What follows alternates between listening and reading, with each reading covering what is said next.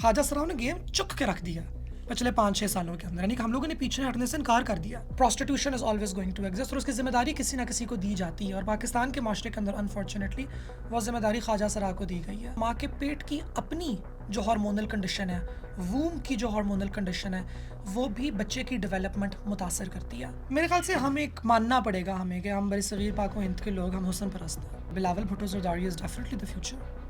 Bilawal Bhutto Zardari साहब, if you're listening to this, I would love to sit down and have a coffee with you one of these days. इस पे मेरे ख्याल से मैं यहाँ पे पॉज लगाऊंगी, वरना हम डूब जाएंगे और डूबने के बाद खुदा जाने हम किस पार निकलेंगे। हमेशा मुझे एक डर कहीं ना कहीं पे अम्मी अबू ने कभी नहीं दिया था, लेकिन माशरे की तरफ से सिर्फ ये था कि a time is going to come when my father is going to either kill me और kick me out of the house. तो जब मेरे टेस्टोस्टेरोन के इंजेक्शंस हुए तो मेरी बिल्कुल एक मेल लुक आ गई, and everybody started to think और assume that I am a boy. It helped me socially, it helped me avoid the many rape attempts and the harassment attempts that were happening on me, but it killed me on the inside.